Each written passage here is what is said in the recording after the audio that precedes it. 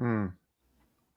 Welcome to the Fireside Chat. Hi, my name is Nick Pollack, and joining me as always is the wonderful Paul Sporer by the Fire. Paul, good to see you. Good day, Nicholas. How are you doing?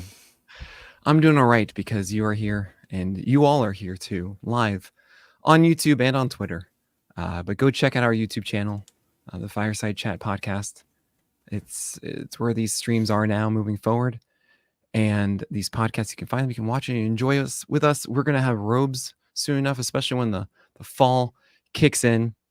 Which means we're not stopping when the off season goes. Schedule might become a little bit more intermittent, but the show will not be put up on the shelf once the season must go on. Correct. There might be a schedule move here and there for a holiday or this, that, and the other, but we're still podcasting all fall and winter. There's so much to talk about. Correct. Probably try and find a way to maybe incorporate some of First Pitch Arizona in there. I was just about to say that we'll have something from Arizona. Don't you worry. Do an impromptu one with a lot of people there. But what do we got today we have one of my favorite podcasts because it's not about me. It's not. It's nothing to do with me. Actually, a little bit with me, but it's about Sporers rankings instead. I get to be in the driver's seat. I don't get to do this too often. Of course, I do On the Corner with Eric Samolsky, where he just picks apart my rankings. Last week, Sporer got a chance to do that as well. But now, right in front of me is a lovely, lovely spreadsheet of just 3 columns. Player name, Sporers rank, my rank, and we get to see what the difference is. So, yes, you are going to see me just break down where I'm like, I don't see it. I'm a hex, though, by the way, Nick. Understand why he sees it and, have a good talk about it. What was that? I'm a hex. Picture I used, Hunter Greens. Next day on the IL. Oh, yeah, of course. I mean, this is the list curse. It's very, very famous. I was going to say, I know you're absolutely accustomed to this here. And, we got picture rights last year, so I've been putting the pictures up there and everything. And I always feel bad when for the SP chart, I put the picture of somebody and he gets bombed out. And then, of course, for the big August update, I'm like, Hunter Green, baby, I got him in my top 15. I actually had him 11th. I'm like, well, here we go. I'm still a little bit nervous about how much he's contributing to this home run suppression, but he's definitely contributing. And so I was bought in. And then, boom, we get hit with the IL. Now, do you believe, real quick on a Hunter Green tangent, do you believe this is a full-scale IL trip that is deserved or more of a management, like, okay, it's the dog days, you do have something, like, where are you at on it? I have no idea. They were saying it was hopefully a minimum stint. And right. There's that. There's also, he's puked a lot on the mound. Is he okay? I don't know. Maybe he just has a weak stomach. I don't know. Maybe I was going to say something that would meant to be a joke, but could be seen as untoward, But anyway, the Hunter Green thing, the curse, I understand it. I put Brian Wu as the cover boy for the list, and I thought, you know what, he's going against the Dodgers. Everyone's going to hate me for this one, but that actually worked out okay. We might talk. I was going to say, wait, you scared me. I was like, did I miss something? Did he not dominate? He didn't. And so I want to just repeat what we're going to be doing here. I have differences all the way from 38 ranks to negative 34. That is, Spore is 34 ranks higher than me, while other guys, I'm higher in 38 spots. So we're going to start at the guys that you are higher on. Okay. Because I feel like that's really you got to tell me what's going on, why you're that big of a fan. And I think the biggest one right out of the gate is Mitch Keller. I am not in on Mitch Keller. That is evident. Obviously are 47 for Spore and 81 for me in my most recent one. Now, to get clarification, you are doing this a little bit more for 15s. I'm doing mine for 12s. Is that correct? Yeah, and that's always going to create some discrepancy, but we are 34 ranks apart here. So on some of these here, that doesn't just totally explain it. And I will say right off the top that I do think 47 might be aggro, right? We also always talk about how you do it week to week, and even me only doing it monthly, I don't always get a chance to dive in on all 100 plus. I try to rank all 150. I don't do a whole lot with the back end, the Patrick Corbins of the world just getting slotted down there. But the top 110 10, 120, I try to be pretty detailed on as much as I can, but I cannot deep dive every player. Inertia can work sometimes to kind of keep a guy around where they're at. I do think that was a bit of the case here with Mitch Keller, is that he just kind of held serve a little bit, shuffled around with the rest of the ranking when he probably deserved a dip. Now, that said, I'm not getting him down to 81, and that might be where the 15-team situation comes in, because the simple fact is that despite some of these struggles that we are seeing from Mitch Keller, he's got a very pedestrian 9% swinging strike rate, leading to a 21% K rate, which is downright bad in today's game. 3.95 ERA, 125 WHIP. Bottom line is you're not replacing that in a 15-teamer. You're not even close. You're really not. He also has 10 wins. He's on a capable team. Like, they're not great, but they're over 500. So sorry, I'm besmirching the Pirates a little bit there by downplaying them. They're over 500. They're a capable ball club. Got some decent hitters. So that will bridge the gap there. But if I'm at, say, 62 instead of 47, we're still about 20 ranks apart. So where are you on, I guess, on Keller then? Are you done thinking that he can kind of be somebody who can live on a roster and be that sort of team streamer where you're spotting him in where you feel comfortable? Because right now, I think with that status in a 12-teamer, you're just straight streaming Keller, meaning use him, cut him, use him, cut him. Yeah, so with Keller, I mean, exactly what you were saying, I totally get. Of you just kind of go through the motions with a guy of just like, yeah, he is kind of what he is, and he's just going to be here, and I'm not really going to change how I feel about it.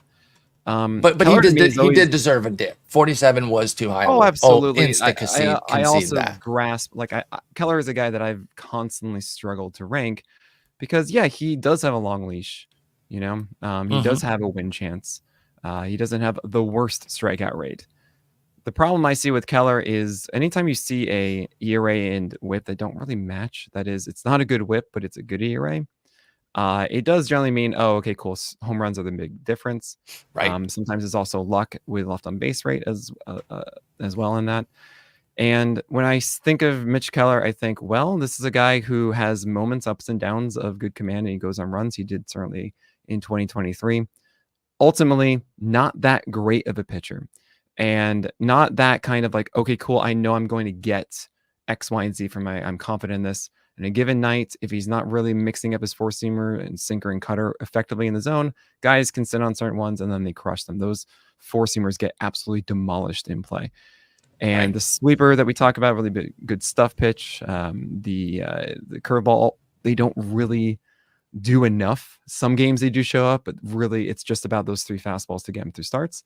And it is. And when it comes to just what you value in a 12-teamer, I personally don't think that Keller is someone that is going to be an anchor for your team. I don't think he's someone that if you lose Mitch Keller, then oh no, I'm really feeling that hole. And I make the argument that a guy like Keller is someone that no, you're better off trying to find something that actually lifts you as opposed to just being whatever with Keller. So that's why I think that's 81. I don't think that's terribly unfair. These rankings came out before the 8 earned at San Diego. Also, wouldn't have changed it that much. Again, I am conceding to a dip from 47 where I have Keller. But, coming off prior to the Dodgers San Diego two-step that he got smoked through, 15 earned in 9 innings for Mitch Keller, he'd allowed 15 earned in his previous 47 innings, 2.89 ERA. Skills were not amazing, but he was running well. A lot of that success was at home, to the point where Mitch Keller does have a distinct home road split. At any point in a given year, does that start to play a role with you? Is it player dependent? Is it park dependent? Where do you come out on something like that related specifically to Keller, who has a 2.58 ERA, 1.11 WHIP at home, 5.27, 1.40 on the road, and the San Diego and Dodgers starts were pretty dodgeable. Even in 15s, I think you could have benched him for those. So, do you see any my home sit play of the week last week? Right. It's a very good point. And you could be playing just a schedule here and get some value out of Keller, which I would even say is like, great. That's kind of what 81 is for me, because those are guys that are more matchup dependent as opposed to, hey, just put him in and we're good. Right. But I don't really lean into home road splits unless it's Bryce Miller, which really illuminated with me, saying like Seattle's home park is really good. Right. And Bryce Miller just is not as good away, and we've been seeing this for 2 years now, and it's just the case. And And sometimes there are those extremes. their I hitters don't are know terrible at if I Seattle put too for a Keller. reason. Like, Yeah, we're seeing it on right. both sides of the ball there. Sorry, go ahead. But I don't know if Keller is that guy I have bucketed, and I would Is put faith in PNC because not a good enough PNC is a pitcher's park? positive park to pitch in. I understand that. Yeah. Right.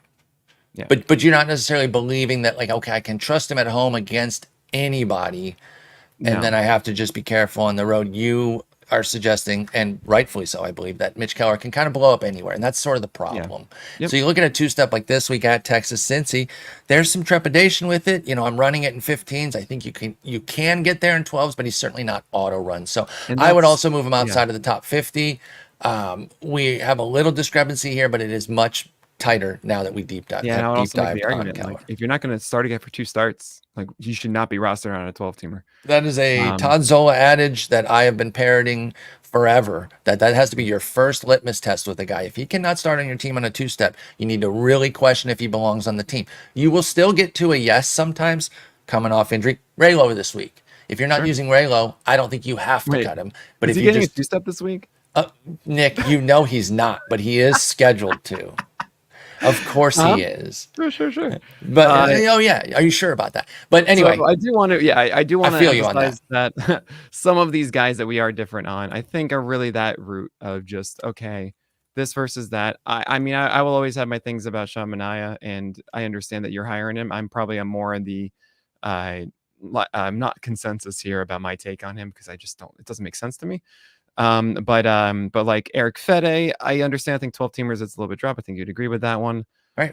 Same with Tyone, and a couple others here as well.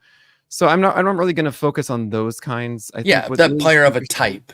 Yeah, we don't have to deep dive there. It's essentially always going to be different. What is interesting, I'm going to ask you. I see Tarek Skubal's at 1. I moved him all the way down to 13 because I had the benefit of information that is the quote saying we are going to be lessening his workload. And if we don't know how much, right? Like, it does. The way I thought about it was I looked at the list and I said, we have 6 weeks left. Right.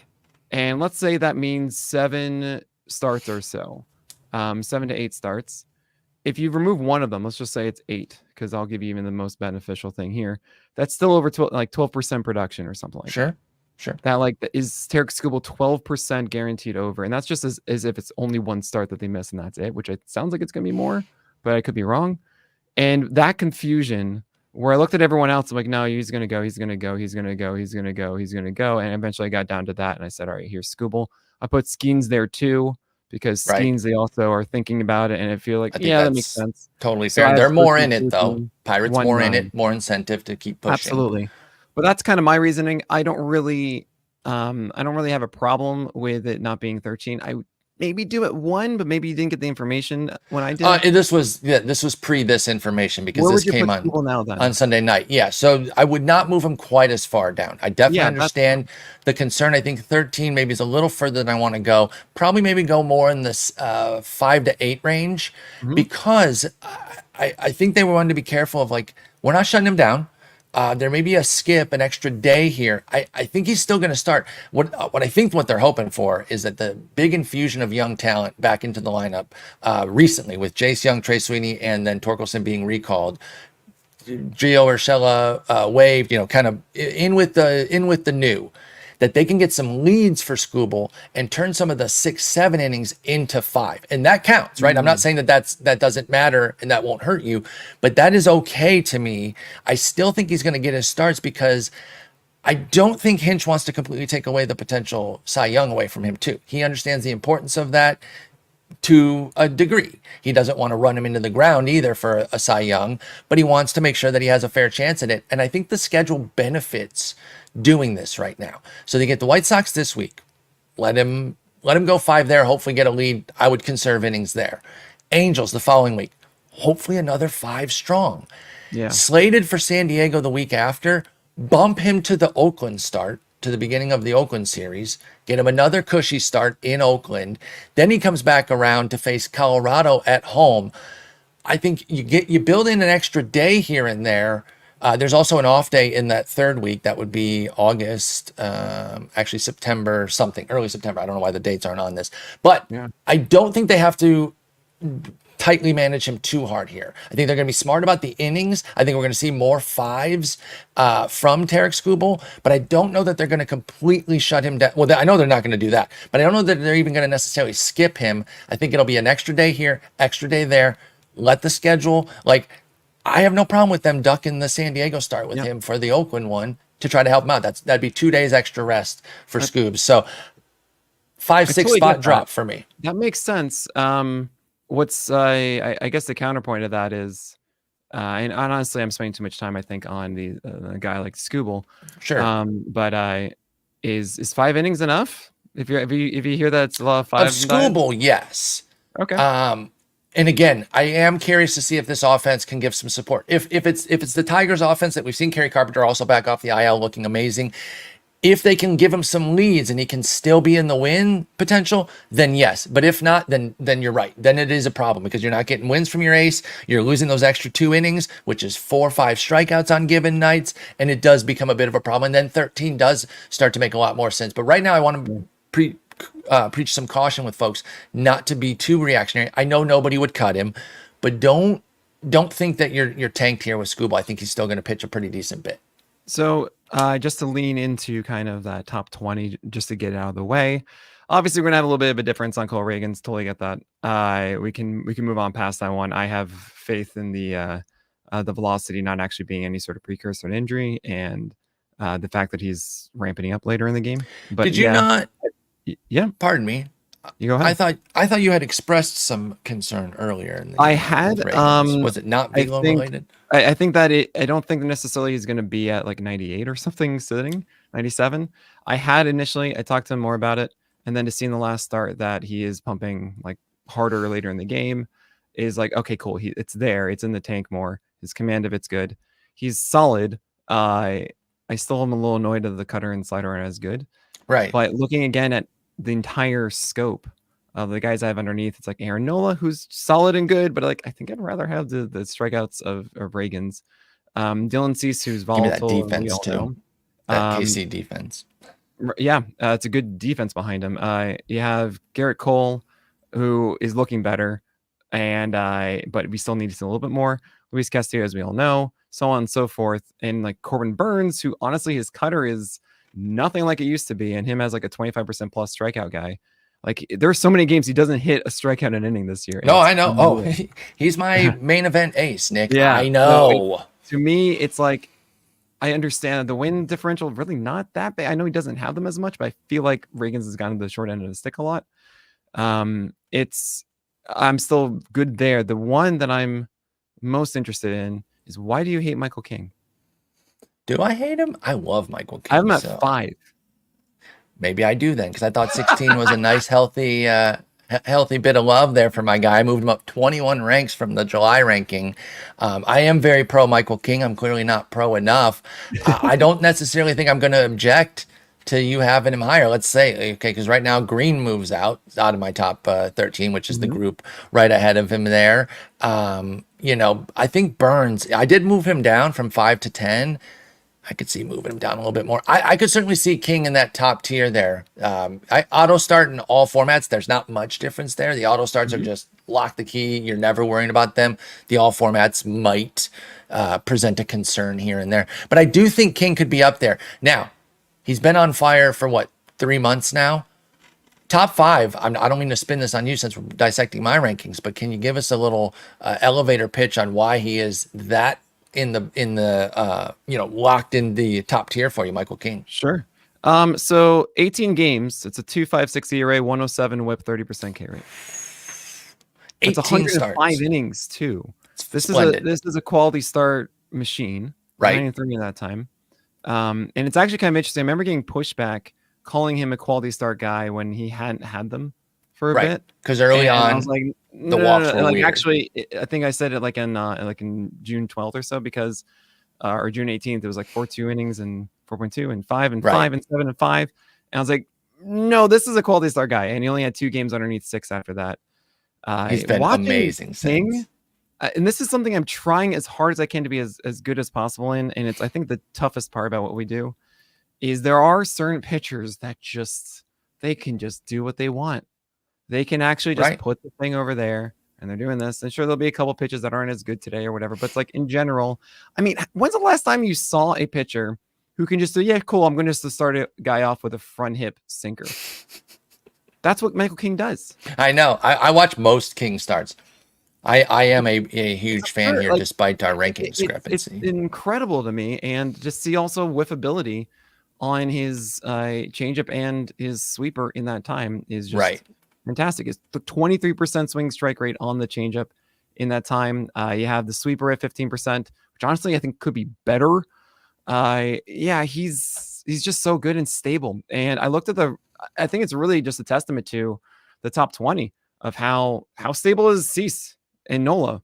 And as I mentioned, Burns and Kirby. What? I don't know what we're going to get from Kirby. And Kirby Logan getting Gilbert's smoked by the Tigers. Good, but the that slider's was so great, wild. But like weird. Like all of these pitchers, and I just go, yeah, Michael King and Bailey Ober, 5 and 6. I don't care. I'll call it a day. They're both killing it in rhythm, and like I feel more confident in them giving me 6+ innings. No, and it's crazy. I like just ranking guys. You don't have to be with the consensus. Rank them where you believe they need to be. Exactly. Well, I know you're not even trying to adhere to that or anything, but like. Yeah. I'm again, Ober, another guy you could say, well, why do you hate him? Because you got him 6, I got him 12. Right. I love him. I moved him up 12 spots into my auto start tier. I do not question Bailey Ober. You take out those 2 KC starts, he's the Cy Young winner. Now you can't take them out. They count, they exist. And that could be a problem if they face them in the playoffs. Will those haunt him or will he come up against them? I trust Ober against anybody, anywhere though. So I'm with you on that. And I love King. So, I have no problem with your aggressive ranking at 5. I feel great about him at 16. I could see moving him up though too. Like I said, he's already up at least 1 spot with Green hitting the IL. Unfortunately, you're too kind, Sporer. But we have other guys to talk about. Actually, more interesting ones for you fantasy teams. I think he actually makes some moves on, and we'll talk about all of those after this break. So what I think is interesting here, I mean, I honestly appreciate the Carlos Rodon at 24. I have him at 32, but I get it completely. It was kind of hard for me to push him down. Right. He's just a tough one. He's hard because there are just certain games where it's just like, Right. And, for you doing it weekly, depending on what game he's coming off of, you can see him at his worst, you see him at his best. Yeah, he is such a Jekyll and Hyde type of guy. Another guy who I've happened to watch just a big number of starts this year. I'd say probably 12, 13 of them start to finish, just happened to be watching the Yankees that day. So, I've seen the best of it. I've seen the worst of it with Carlos Rodon. You look up, is still a guy that you want. And, going back to that thing we said about Keller too, in like a 15-teamer, he's still a guy that you can't replace. And you can't even really get out of your lineup with Carlos Rodon because he's had struggles like Detroit beating him up too. They beat up Kirby and Rodon. Hilarious. Going to Toronto and getting smoked was annoying. You couldn't have necessarily seen that one coming. But what do? He always bounces back. I mean, he didn't bounce back immediately from the Atlanta one because he had Atlanta, Toronto back-to-back.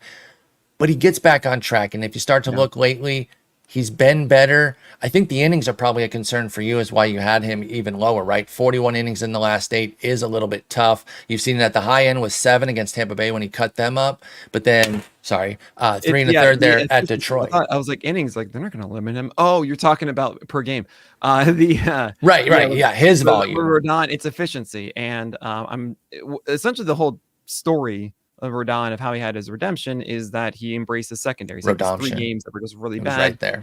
And then it was, slider, changeup, curve, all of a sudden showed up, and he threw 24% fastballs in the game. I was like, I got this. Some cutters in there too. And now it's not as good, and it's annoying. Like I want to believe that he still has that ability. He'll show the glimpses. He'll tease you. The velocity went down too. Right. Is the other part. It was like 94.6, I think, in that last one. I'm just like, I need to see like 95.5 or so. So that I don't think any of that's unfair. We do have a split there, but we're both down arrow on like he moved down. Actually, he had moved up for me because he was even lower in July. I did move him back up.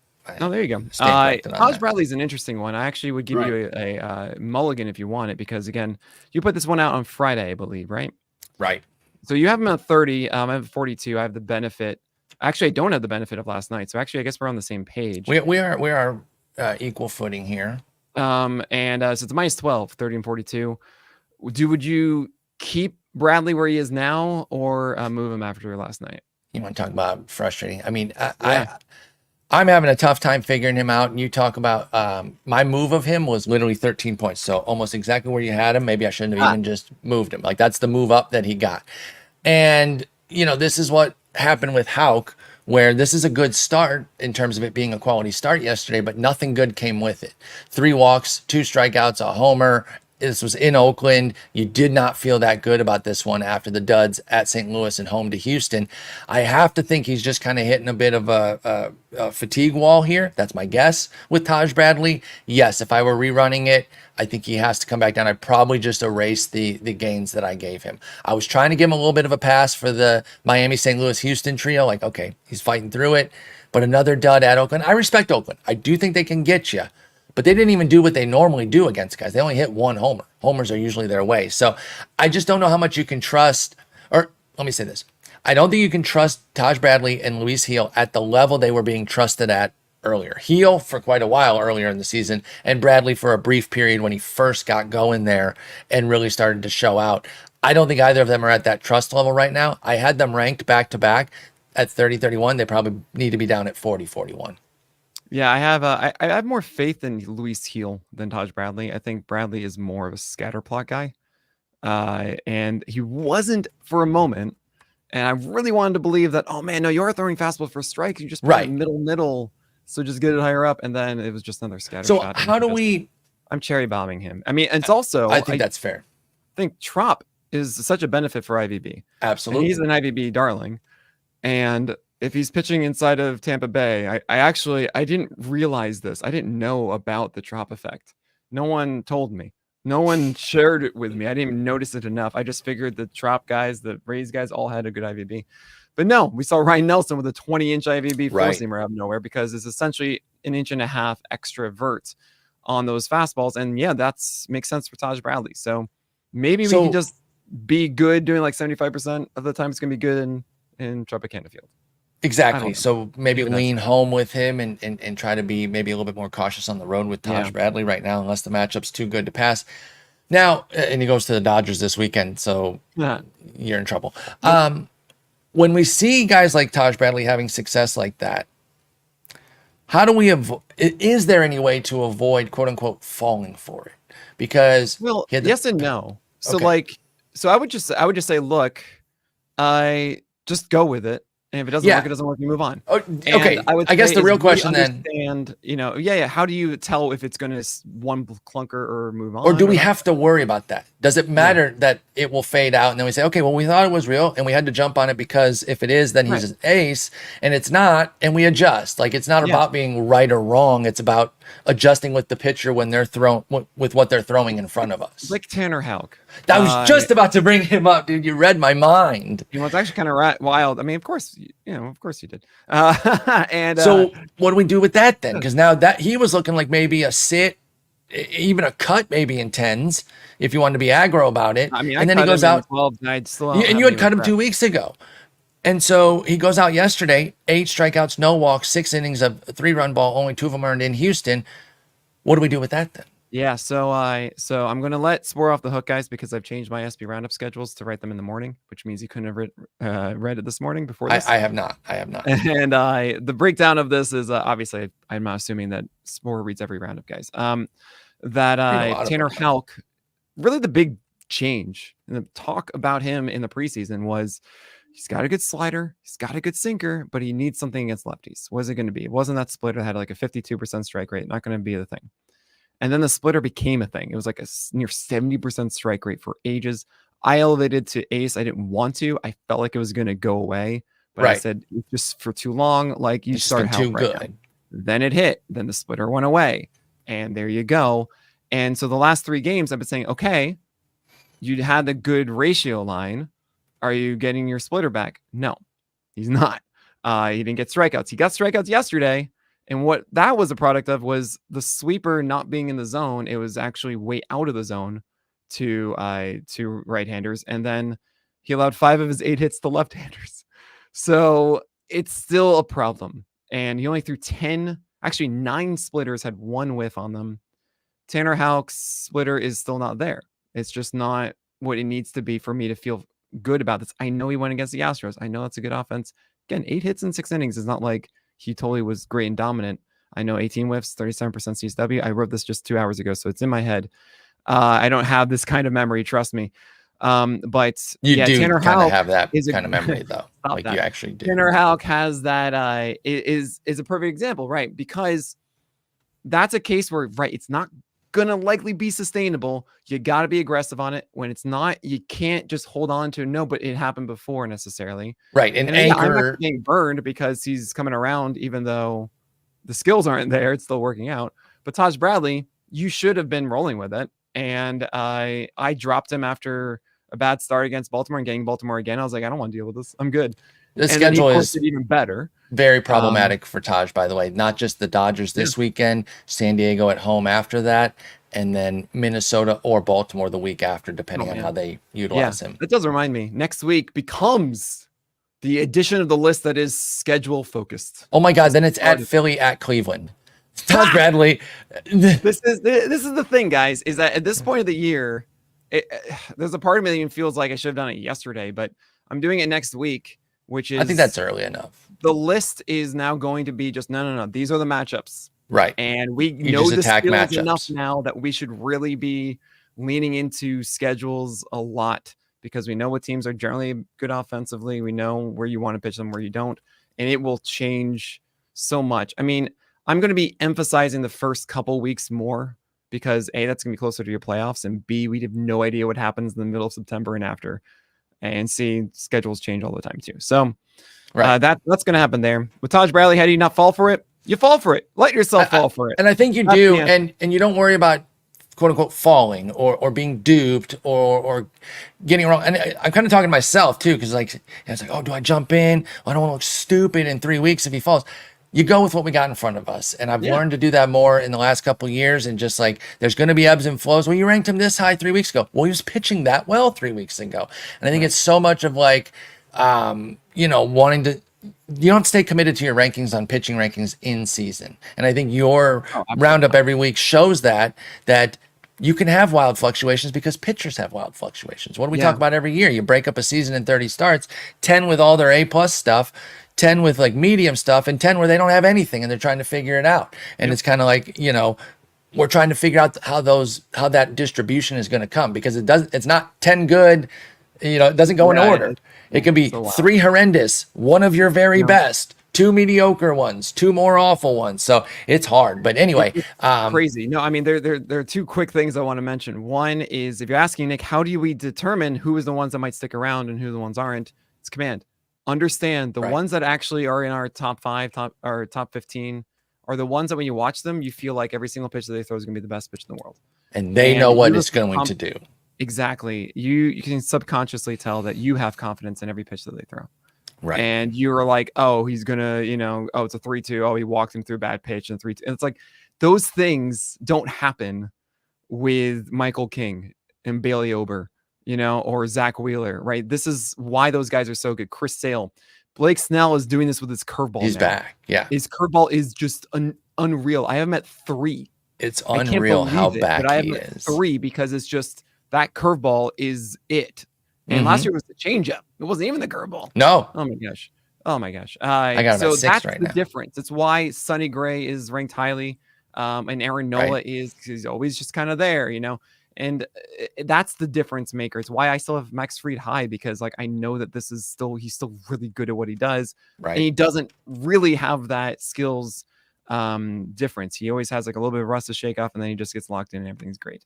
So that's the big difference there. The other thing I really do want to mention is just when Tom talked about week to week volatility and stuff, it is so hard. It is. Oh man. And you're gonna be wrong and that's fine. Just kind of go for it.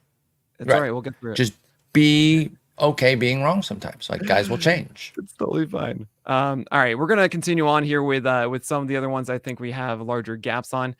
I think the Tanner Bybee and Seth Lugo thing is fine. That's fine. We've got, this is kind of interesting because if you want to really understand. And again, it's all about the pitch types that they're throwing, guys. Splitters are not consistent. There are certain things about what they're doing to get the results. That's the big difference maker in season. And Hunter Brown just confounds me. And Bryce Miller to a little bit, to a smaller degree. I have two questions. Okay. One, why are you more in on Bryce Miller than Brian Wu? Is it just injury? It is injury in that concern there. My only regret with those two is that they're not just in the same tier. They are like at the cutoff. It's at the very end of the all formats and into the most formats tier. But that I should just kind of join them at the hip, Wu and Miller. Again, at the beginning of the year, I kind of said that they're like baby Kirby Gilbert, and I usually have those two kind of linked together. And Wu and Miller, they're just not usually, even if they don't do things exactly the same, their composite value to me is just not that far apart. But yeah, Wu just with a little kind of on and off this year with the health got him dinged a little bit there. All right. So that makes sense. I watched Wu again yesterday, and like his fastball command is insane. It's unbelievable. It's so fun. And is he going to be? I just want he's like Wheeler almost, you know? Oh my God. Do you think he'll be consistently injured? I know. I mean, I know it's hard to say, but like, do you think that that's going to continue to be a thing where he's going to be this false start guy where we're always in when he's pitching, but he's just never on the field type vibe? This is going to be the most tormenting thing of next year, and I'm just going to not have him inside my top 30 because of it. But then again, everyone gets hurt. So that's true too. Exactly. And we preach that all the time. Like, don't just pin injury risk on one guy. Trust the talent. And if everyone's freaking out about Wu's injury, the price does come down and you can start to get in there. So that's a great point there. With Bryce Miller, he just threw a splitter for 7 whiffs, which is nice. Right. It's a splitter. And I really, that'd be so great if he actually has a feel for it, because he threw a ton of them. And that really changed that entire game for Bryce Miller in Pittsburgh. But we'll see what happens next. Hunter Brown was the second question. Yes. And what was Hunter Brown drives me nuts because he doesn't know what he's doing entering a game. It's like, all right, I just go to the pen beforehand, see what works, and just hope that's the thing. Like, he was throwing 97.6 in one game, and then there's 96 in the next. There's arm side sinkers instead of four seamers in this one. Then, you know what? I'm just going to throw lots of secondaries today. Like, I don't know what you're going to do. I don't think he knows what he's going to do. Hunter Brown has had so much success. He's the perfect epitome of the concept I just mentioned about 10 starts with all of your stuff, 10 starts with none of it, and the 10 starts in the middle. And he reaches in a bag every time and says, oh, I'm going to have my stuff today. Cool. Oh, I'm working with one pitch. Let's see if I can go 5 innings somehow and make it work. And he has been all over the map, but he's finding very consistent success at the end of the day, despite having to do it different ways. And what's been really, really, really the most impressive for me with Hunter Brown is the consistent volume, the consistent 6+ inning outings. He's made it into the 6th in all of his last 16 starts, finishing at least 6 in 14 of them to put up a 2.32 ERA with 104 strikeouts in the 97 innings. Now, when you have a guy like this, now that does have almost 100 innings of really good success, we had expectation coming in.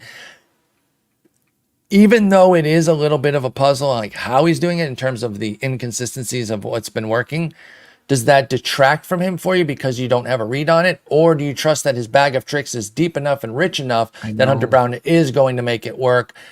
And then you still just trust him despite that. Yeah, the problem is always, it's anytime things you don't know what's going to work and then like something always works, it means that nothing works. That's just generally my thought process of it. I've seen that before from guys, and I just generally say, nah, that's not it.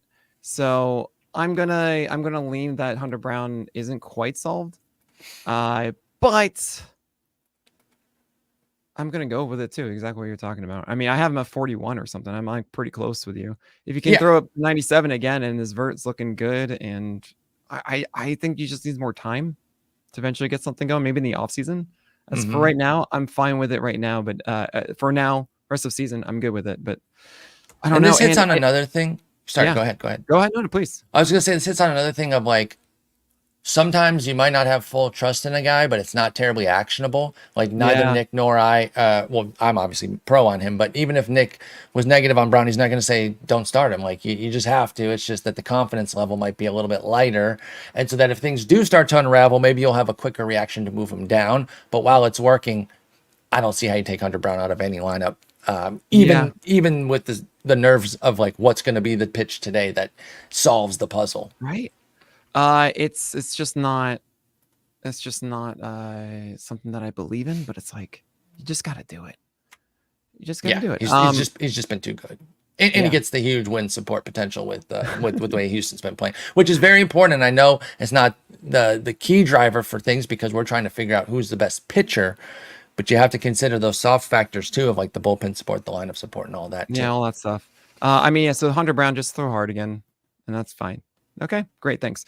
I want to talk about some other guys. I mean, some that are really interesting, I think, names that you guys know. We're going to talk about all of them after this break. Okay, got to hear your take on Zach Gallen. You have him at 38. I put him all the way down to 47. He's been really struggling. Velocity was a little bit down. The fastball has just been hit harder and not really as commanded as well. But then again, he is Zach Gallen. Right. Why do you have him at 38? I mean, I think it is. I mean, maybe I'm overstating it, but this fits that adage that I just mentioned about like you don't have confidence in somebody, but I don't know how actionable it is because can you really get him out of your lineup in many formats right now? I mean, he closed July with 2 quality starts and 5 scoreless. Comes into the beginning of the month against Cleveland, has the 7 innings, 5 runs, doesn't look great, but you still go 7, and some of those runs were given up late. What happened in the Philly one? Was that a weather delay or something? Why did he only go 4 It was, but he came back. I think it was against the Cubs, maybe. No, Arizona Philly. He only went 4 1/3. 87 pitches. I guess they just ran his count up. That was. Yeah, and the inefficiency there. Yeah. And then the same thing happened at Tampa Bay. 98 pitches in 5 innings. So he got run out early because of that. So there has been inconsistency. I don't feel great about him. The volume is a concern for me. But I moved him down 21 spots. So we're on the same page here. Maybe I just didn't move him far enough. Sure. I just don't know where you take him out of the lineup. Yeah. 15s, 12s. I mean, the thing is, like, the whole Garrett Crochet question, I think we've talked about before. Right. Ryan Pepio, there's Brian Wood in there for you. And I think really the ones I wanted to maybe talk about is like Spencer Schwellenbach, who's doing the thing. Like up 37 spots for me. Yeah. A command guy who has some whiff potential. I mean, that's what Schwellenbach is doing. He's been great. He just needs fewer 4-seamers. And you have him at 45, for example. I'm at 38. That's one of our, I mean, it's not the biggest gap we've seen, but we're generally around the same page. But that one, Schwellenbach over Gallen. There was so that's an interesting one then, Gallen v. Schwellenbach, because across this entire ranking, there was a little bit of like a general 2 to 3 point bump for veterans and a general 2 to 3 point dip for rookies. That probably explains the Gallen Schwellenbach difference. Yeah, because in a vacuum, I totally am with you. But what if Atlanta starts being funky with him? What if they fall out of the race? Now they're not out of the race yet, and they're going to keep grinding. But if they hit a 7-game skid after losing Austin Riley, their 400th All-Star that is on the IL, maybe he starts to slow. So that would explain the difference there, because I'm very pro Schwellenbach. And I actually don't hate the idea of thinking that he's better than Gallen right now. But they're pretty close for me, and I lean toward the track record veteran there with Gallen. Sure. Totally get that. There's also Brandon Pfaadt. And Pfaadt drives me up the wall. Right. We have a 15-point difference, and even yesterday against the Marlins, didn't come through. Did you watch that? Did you have no watch? I watched some of it, and there are moments I'm like, oh man, yeah, you can locate, man. And other times I'm like, oh no, this isn't good. That's every Brandon Pfaadt start. Well, welcome to every Brandon Pfaadt start you've ever watched. And talking with I think last week or 2 weeks ago about like potential 2025 breakout guys. Pfaadt is missing one thing. I mean, it's just. But if he gets it, it's gonna be a slider. Could be cutter, could be an improved changeup. If he gets it though, and we hear about it, like a Tread Athletics or whatever, is that not somebody that you would send sky high in your rankings with Pfaadt? Right, that's what I'm getting at, but not now. Right. You can't get there yet. Now I have him 40. What do I have? 42. So we're not. I'm not loving him. I'm liking him, but you are having more trepidation. I'm definitely on the down end of just. Are you not encouraged? by the now they're back up recently, a homer per game in the last 3, but I've been encouraged by the homer suppression of recent, aka aka the last 2 months, the last 8 starts, he's allowed just 4. And for me, that's a huge key because that's where those extra runs usually come from with Sure. Brandon Pfaadt. So with So Pfaadt, I was giving him some credit for that, and that's why he got to jump up because he did move up. Pardon me, real quick. He moved up 21 spots for me in this ranking. wow. I had him 63. Yeah, it's funny. Pfaadt just goes up and down 21 for me every time. Is home run suppression is always a weird thing with me because it's the noisiest. I agree. That's the Hunter Green thing for me. Yeah, it's so difficult. And at the end of the day, when it comes to Pfaadt, I think he gets into rhythm with command. We saw it in October. He was really there with it and nibbling effectively. And there are times in the year that he's there, he's present, it's great. And then there are times when it's not. And I kind of want to just treat him like a cherry bomb in this way. I don't think that's unfair. Which means that I can't say that he should just always be rostered. How high? Wait, always roster. I thought always started. I can hear. Are cherry bombs not team streamers for you because the cherry is so I'm sweet? saying okay, they're more streamers. The goal of your roster to me in a 12 teamer. This is. I mean, I can't even express. I'm gonna do this. This is literally a 12 teamer roster that I'm in. And everyone wants to say like, oh, you can't do those things. Like, no, I can. This is my team. Okay. Flaherty, Luis Heel, Robbie Ray, Brian Wu, Michael King, Yusei Kikuchi, Justin Steele, Shota Managa, Ryan Pepio, Joe Musgrove, Zebby Matthews with Reese Olson and Spencer Strider on the IL. That's fantastic. And that can be done.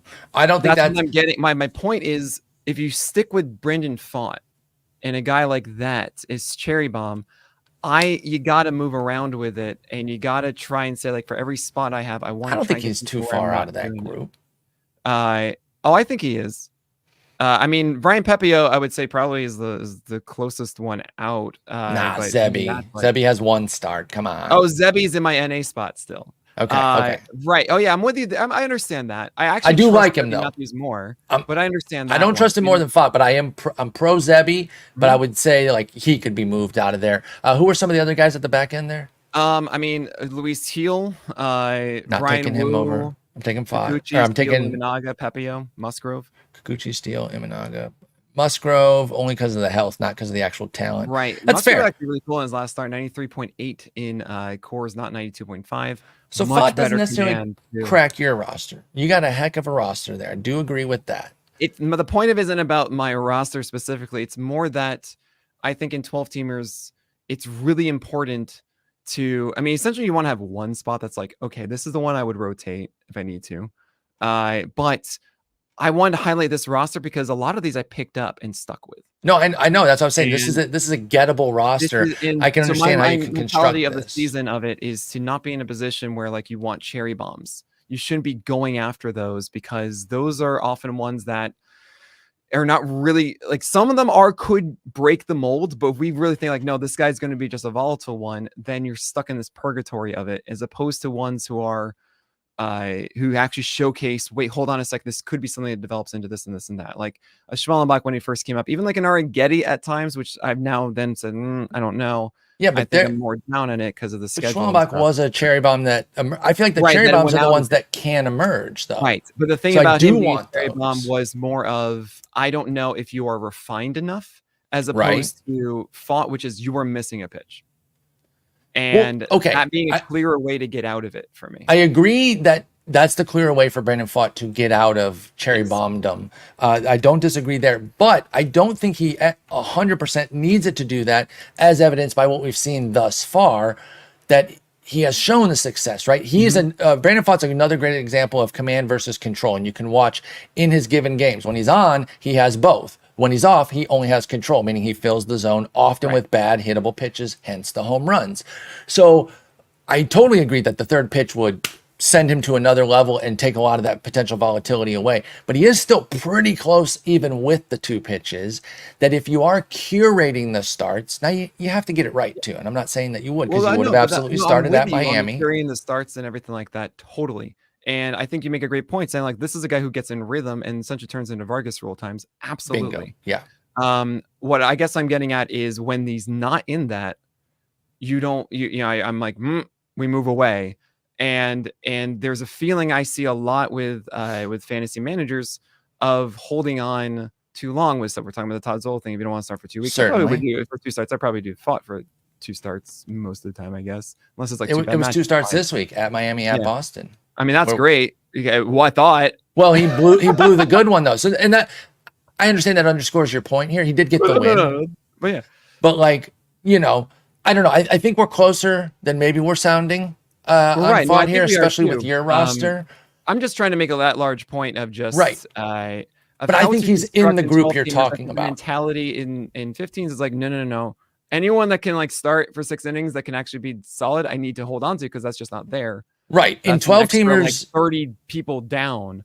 Yes. But in 12s, you should take the opportunity that you have of trying to maximize each roster spot to the point that you don't want to stream at all. I agree with that. You don't want to have to rely on a Vargas. But it is very hard to get 9 guys that, or however many closers you have. Someone dropped Michael King. I was like, "What? Are you kidding me?" And right. And then I got people were dropping him, and people were dropping Kikuchi like in 12 teamers, right? People will say, "Oh, no one would do that in my league." Okay, that's your league, and this is Nick's league, but it's not so unique to Nick's league that nobody was cutting Michael King and that nobody was cutting. That was a conversation I remember having with people, but same, right?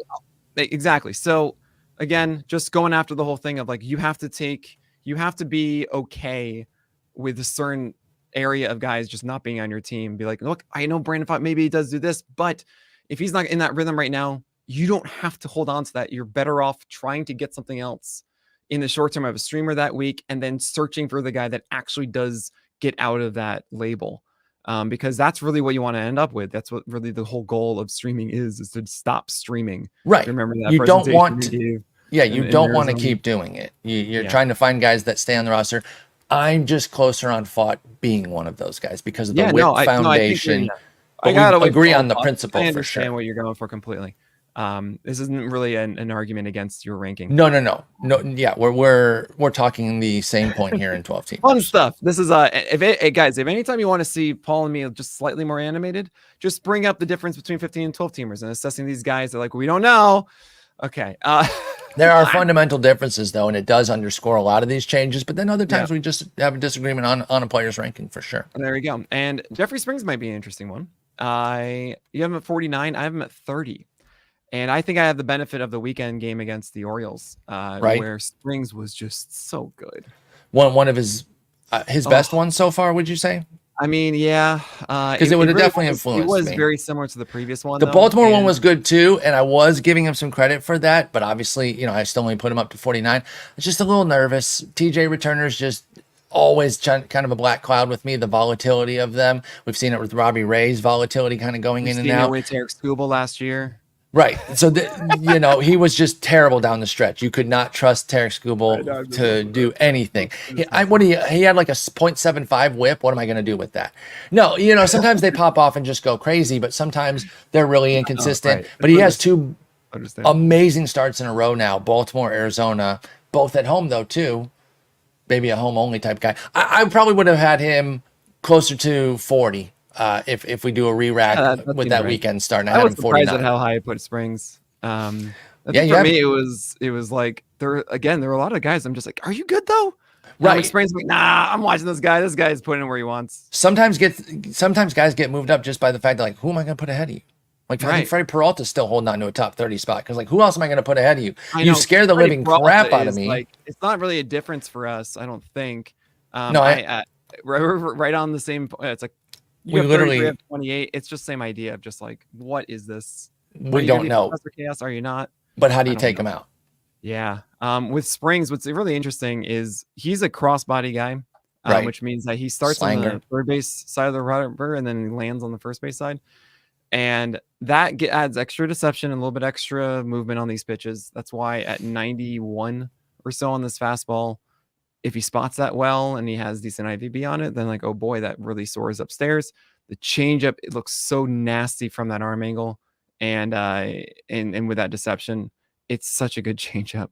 Mm-hmm. And the fact that he's able to spot both of those is just dirty. Now, left-handers with elite changeups and good command are what's in, guys. Look at Tyler Anderson's season right now. Look at Skubal. Look at Reagan's. This is how they work. And oh man, Springs is a part of that for me. So you that's think where down he's the at. stretch, Springs could be a G then? Kind of get back to the Yeah, full groove? I think they're just gonna let. I mean, they got to stretch him out for next year. Right. They're not gonna hold him back. I don't think so. So So then, did I ask you this offline or on? that's Maybe I talked to possible. somebody else about. Like Do you Rasmussen. think? Yeah. Did I Yeah, ask you that that was. I think offline? that was right before we started. Right. I think that they're gonna.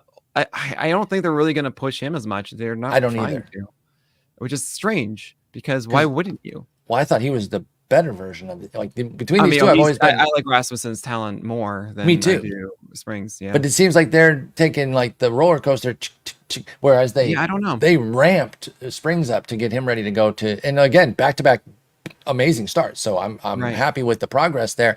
But I'm just curious if Rasmussen's going to get the same. Now he did start the other day, but it wasn't open.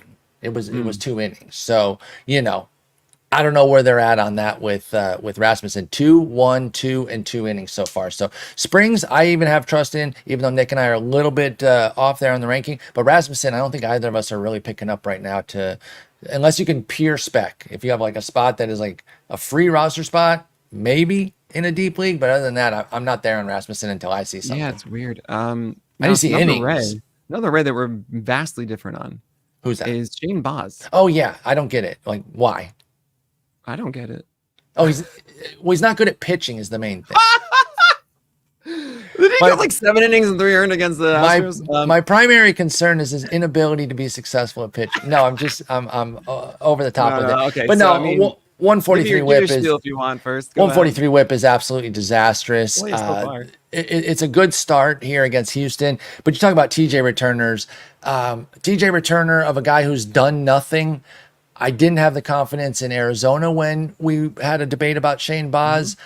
I've been right all year so far, and I'm just not there. It's a 2025 guy for me, and that was my original take. Because again, I'm generally allergic to TJ returners from the jump. I've seen nothing here that really has me inspired to go for Shane Baz. I think he's a huge cherry bomb down the stretch. And another thing I'm really trying to do in these last 6 weeks, of course I'm trying to do all year, but in these last 6 weeks, I'm really trying to avoid the 6+ earned run dud. Sure. And he doesn't have any of those. Shane Baz does not have any of those, but I'm really trying to avoid duds, and his inconsistency right now with a 143 whip makes me think he's ripe for a potential Yeah, dud. so the reason I have him as high as I do, I mean, I'm just like looking at I think it's always difficult assessing guys coming back from injury and missing a lot of time. Big Like time. really, really is hard because what generally happens is there is a game or a moment where things get back to normal. Right. And it can be really hard to figure out when that is. And if you looked at the first couple outings, you had the 5-walk game against the Yankees. You had a Texas game that the first one I didn't really love from him. That was results without great stuff in his season debut for Baz. But the thing is, the 4 prior, I'm sorry, the last 4 that he's had, I actually think Baz has pitched pretty well. And even the St. Louis game that was 4 runs and 4 in the third, that was a game of a first inning that it wasn't a good first inning. He wasn't laying on his secondaries at all. He couldn't locate his 4-seamer for a bit. After that, he was actually pitching pretty well. And what really has happened is initially Baz was just a 4-seamer slider guy. And we were not loving how his slider looked out of the gate. Now his 4-seamer looks great still. 4-seamer still, hey, beautiful pitch. We love you. That is great. the foundational 88th percentile 4-seamer PLV. Okay. The curveball has taken over. The curveball has become this new secondary for him that wasn't really there at the beginning of this. And I'm a fan of this pitch. Thrown 20% of the time. It's a 71% strike rate and a 24% ICR in the last 4 games. And if you have that as your stabilizer with the 4-seamer as the main thing, and also the slider not being bad, it's just not the elite pitch. I'm seeing this as like, that works for me. Also seeing the pitch counts up to 90 for Shane Baz. It was 97 in that last game against Houston. Shows me also that the Rays are going to actually let Shane Baz pitch. They're showing who they're trusting, right? We just talked about the Springs Rasmussen split. Baz Springs trusted Rasmussen, much slower here. And I'm not even saying that's a full indictment on Rasmussen. He also started later than both of them. He only has 7 innings. Springs has 19 in the bigs, and Boz has 36. So, he's just further behind than them. But as it goes right now for this final 6 weeks, yeah, Boz and Springs are on the fantasy landscape. Rasmussen isn't. Again, for me, it's just going to be a 2025. I cannot really push back too hard on any of that because you just said facts. You didn't say anything that was conjecture with regards to the curveball improved usage. He is a 4-pitch guy right now because he's still using that changeup at 10%. Yeah. That's 4 pitches for Boz. I understand, but who do you podcast with besides me? And what does he say? Even a bad pitch, if it's an added pitch, it helps. So it's still 4 offerings at 10+% for Boz. I do like that. I will be in next year. I think he can ruin your season this year with that whip, and that's my concern. And I'm going to also help you out here where when I do the list, I also bucket with, I have my Toby Holly guys who are like 6 innings, but not the highest strikeouts in between. Like Boz is like right at the end of one tier, and then I can't put him in the next one. And he would be all the way down to like Lodolo, which is at 58 or so otherwise. So there you go. It's like 40, 41 versus like 55 or so. That's really a lot of the difference I think is made up there. I want to get to 2 other guys, and then we got to do games here. Oh man, there's so many interesting ones. I mean, actually, I'm surprised that you're not more in on Cody Bradford and Martin Perez. So, okay. Perez, that is kind of funny given that I'm usually in on crusty old vets and trying to talk you into them, even for 12 teamers. Probably a reassessment. Like, okay, I'm slotting Martin Perez here. He's been fine with San Diego. I moved him up 33 spots. So I'm like, okay, I think I did my job there, but 106 is still too light. Who was the other one? I'm sorry. You have Cody Bradford. Oh, yeah. That one, that's just a regret. I love Cody Bradford. He's just too low. I do love Cody Bradford. He got kind of slotted in there. Yeah. And, when piecing your list together, I didn't go back down to 98 and deep dive on him. I'm also so angry that I did not pick him up in my league. The week he came back, he was not getting any hype in the main event universe. Oh, yeah. No, I certainly didn't either. I kind of brushed aside a game that he had. I was like, oh, what am I doing? Right, that 5-inning game.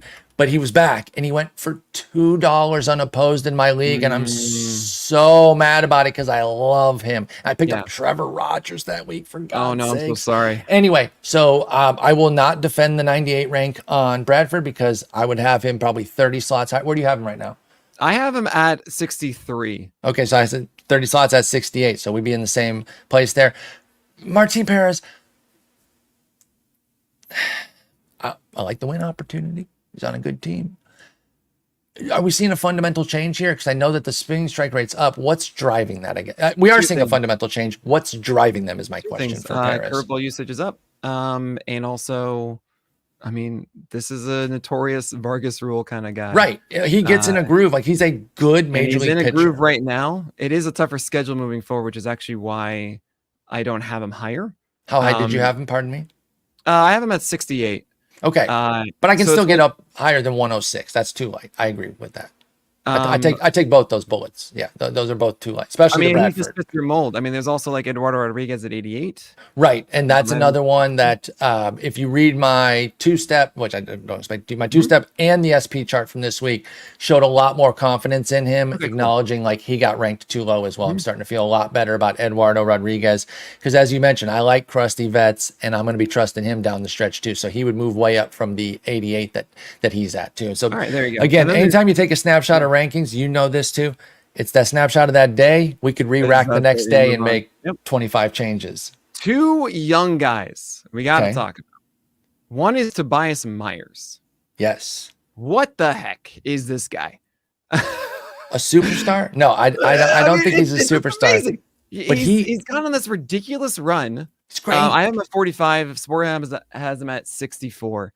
And the thing is, I try to sit down and be like, well, I'm going to keep holding him back. But it's like what we were just talking about was you just got to keep raising him. You know, he's got like just keeps putting up the Like numbers. 12 starts or something dumb. It's remarkable. He throws 4-seamers with a ton of vert, a changeup that is really nice, except it's like a 50% strike rate. A slider, a cutter. Where does the changeup strike rate normally need to be? Oh, I mean, you want anything above a 60%. I mean, if you see like 55, 57, you're like, okay, maybe if you use it in the right moments. But if you see under 50, you're like, what are you doing? What are you doing? It's like, just that non-competitive. should not be a thrown pitch if you can't throw it for a strike half the time. I knew 50 was low. I just didn't know where the range great question. 60% is always like the threshold of like, all right, cool. And then 65, you're like, yo, what's up? Okay. And man, Tobias Myers, it's kind of funny. Now that I know about vert, I can watch a game, and if it's more of a laser without any dip, like, I'm like, oh yeah, that is a high vert pitch. Right. That's nice. Cool. And yeah, that fastball is just befuddling guys. He's able to live in the zone. It's unreal. I have heard this. Yeah. Maybe you want to call it a conspiracy theory if you're into that sort of stuff. I heard that this is just Wade Miley throwing right-handed. And they got a fake name for him. Oh, that's funny. No, I'm just kidding. But they're getting what they would have hoped out of Wade Miley, right? Like that kind of, just solid every time out. How's he really doing it? And then you look up and it's a 2.81 ERA and a 1.11 whip. So again, even if you have trepidation about Tobias Myers, where can you truly sit him? I think I'm putting a lot of this credit on the Milwaukee system, both William Contreras behind the dish and the defense as a whole that supports Milwaukee and their pitchers. Because why are they this good with Freddie Peralta and nobody else? And Freddie Peralta's not even that good anymore. He was great early on and he struggled. We talked about him earlier.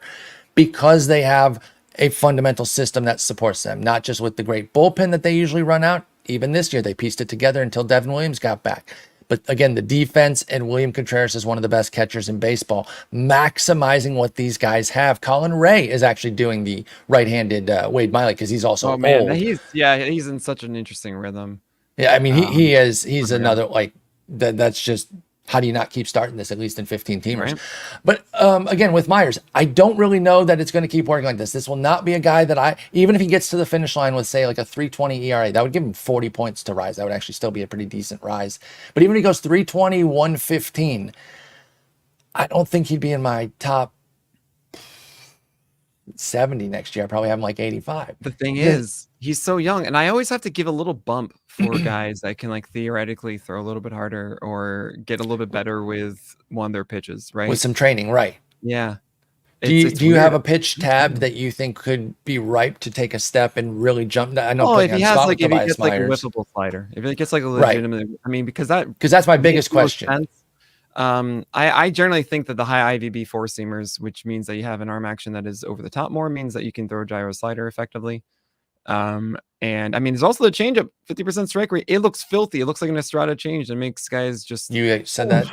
You made that comp last week, and that was really intriguing to me. That's it's a very specific type of change, and it's like Nick Martinez has that, and like John Means has that, and then when I see those, I'm like, yes, those are fun.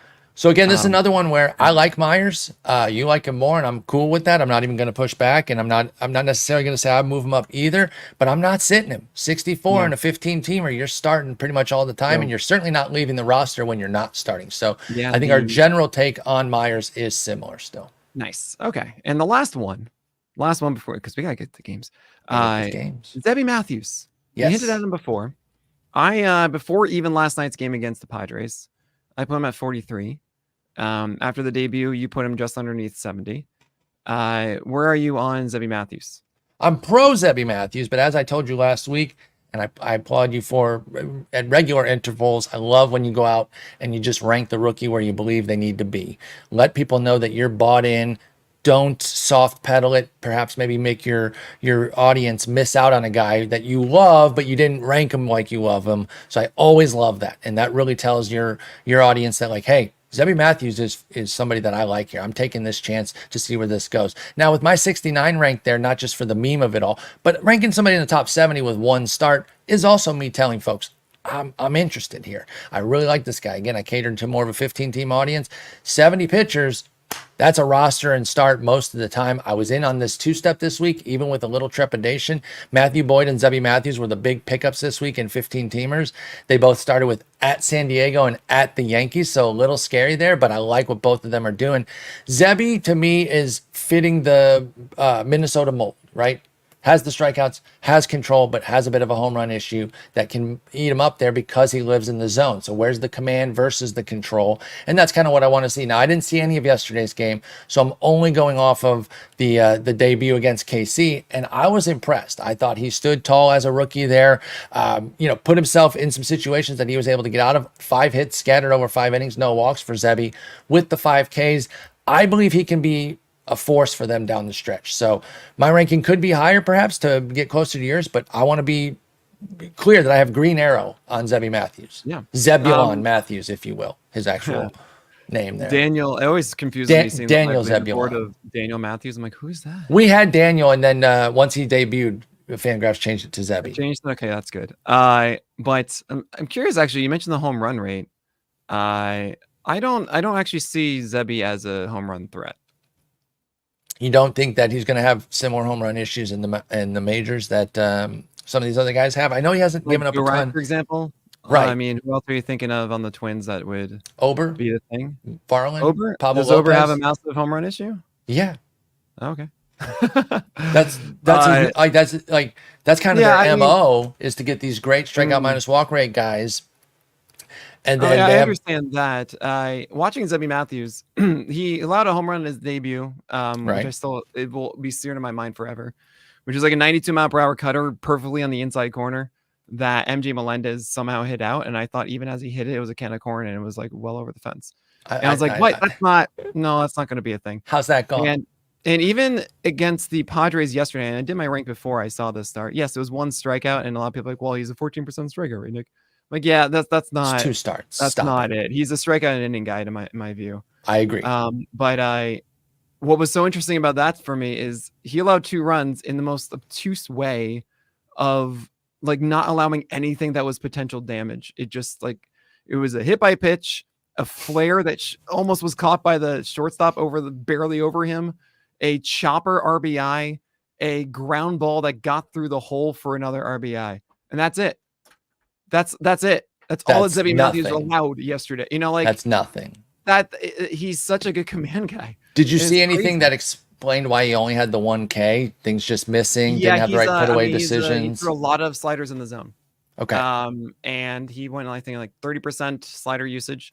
And so Zebby, I think, didn't elevate 4-seamers well that he did in the minors. Just 1 whiff on those. But the cutter and the slider are both really good. I think he's just an efficient pitcher right now. And I think over time we just see more and more strikeouts from him. Like he's absurdly safe to me, and it might be a 5 and dive thing with the Twins, and I really hope not. Right. But I think over time, like I'm rolling with this because I just think he's such a good pitcher. I am too. I'm in. I loved Ober before.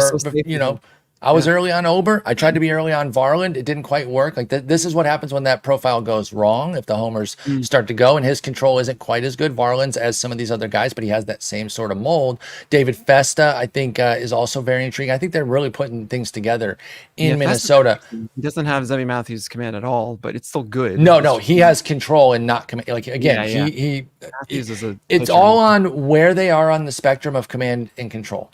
Mm-hmm. That determines their success, right? Bailey Ober's on the far end right now. His command is brilliant. Lopez has had some dips down, but he's usually up over here. Yeah, Lopez's fastball command is absurdly good. It's just feel for the change up a bit super. And actually, I wanted to say this is crazy. I talked to him yesterday and he said this, which I never thought about before, and I felt so stupid. You talked to Pablo on this? Pablo, I was like, hey man, so like yesterday, like you really battled, only 3 strikeouts, like you used your sweeper a little bit differently and whatever. You pushed up your velocity. He goes, yeah, it was really hard being like, I got the short end of the stick. I was the 4th starter in a 4-game series. I was like, what do you mean? And I was like, well, it's like, I got it. These guys know how we attack them now to get. That's what I'm saying. They have a type. And I was like, well, every team does. Every team has like, cool, this is how we're going to game plan against these hitters. We're going to attack these guys this way. Rotation, the fourth series. I didn't even think about that either, man. I didn't either. And I was like, especially when it's 4 righties, whoever like I forget what series was that they were playing. You're talking about the they were against was it the KC series or the Texas series? I think it's KC series.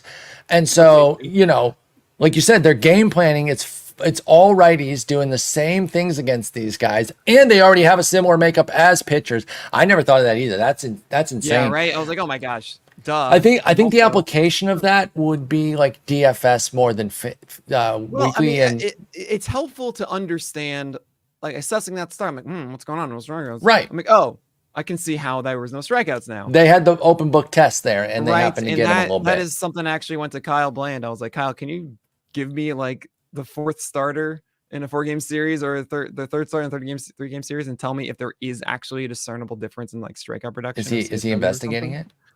He might be. Yeah, that's a project that we have. We have a lot of projects, but we're gonna be looking into that, guys. I think it's a fun idea. I think it'd be really cool.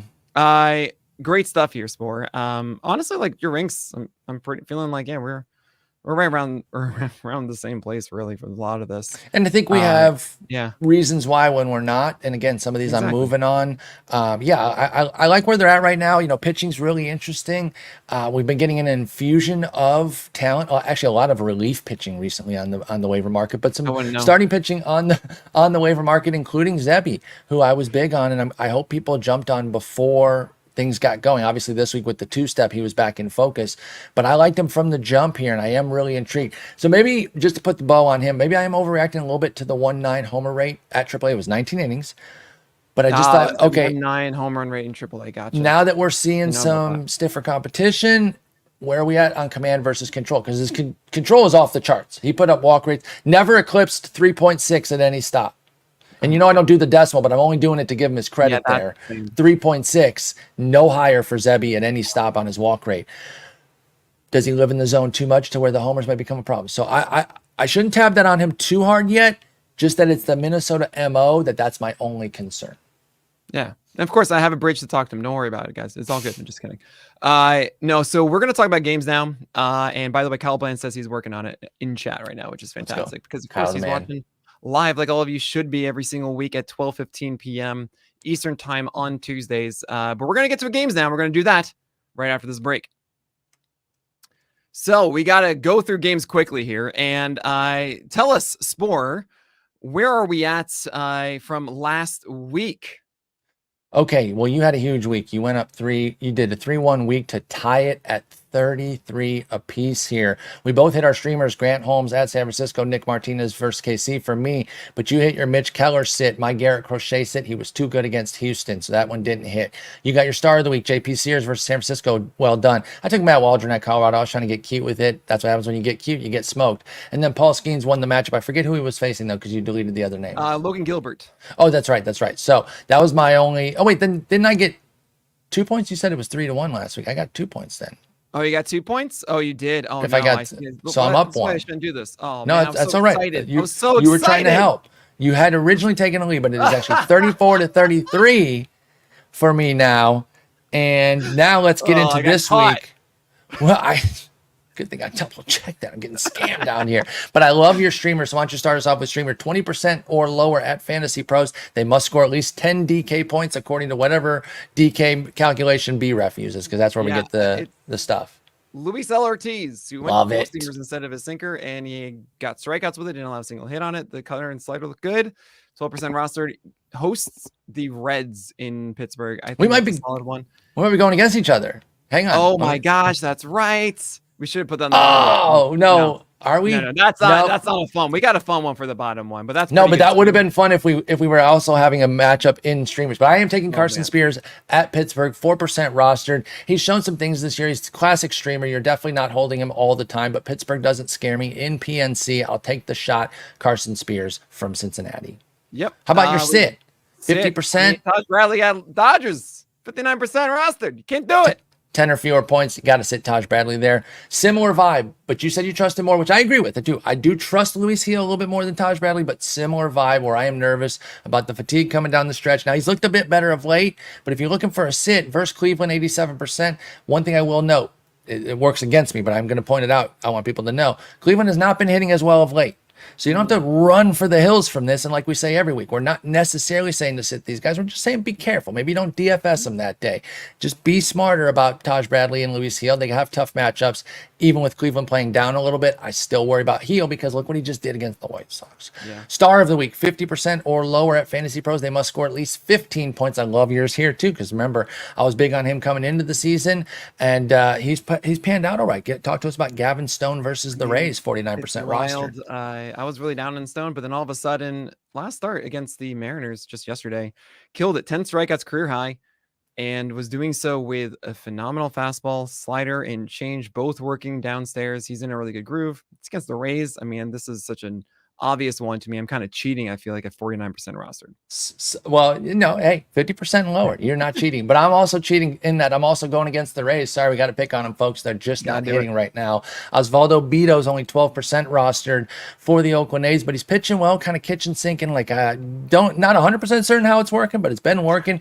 And Oakland's giving you a little bit of support right now, too. He's got 4 wins with them. You can feel confident running an Oakland guy that you believe in, because while they don't win a ton, they can actually hit a few bombs. They've got Mason Miller to close it out for you if they get a lead. So I don't mind running an Osvaldo Bido start versus Tampa Bay. I'm a little disappointed that it's not Stone versus Bradley in my game. Oh, that'd be amazing. Bradley's going the opposite one.